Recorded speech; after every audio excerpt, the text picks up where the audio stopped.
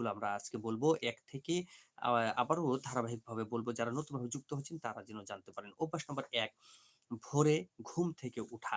১ নম্বর অভ্যাস হচ্ছে ভোরে ঘুম থেকে উঠা। তাড়াতাড়ি ঘুম থেকে উঠতে হবে। যারা নিয়মিতভাবে ফজরের আগে বা ভোরে ওঠেন, তাদের হরমোন ব্যালেন্স ভালো থাকে। তাদের কি হয়? হরমোন ব্যালেন্স ভালো থাকে।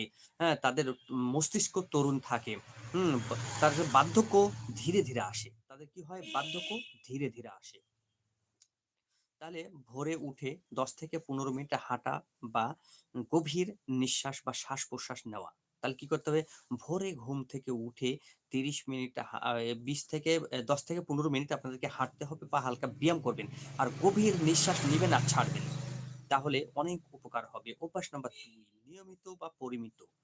পরিমিত এবং প্রাকৃতিক খাবার খেতে হবে। পরিমিত এবং প্রাকৃতিক খাবার খেতে হবে।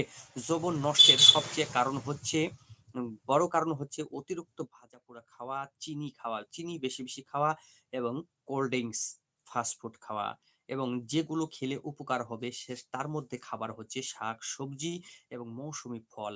ভালো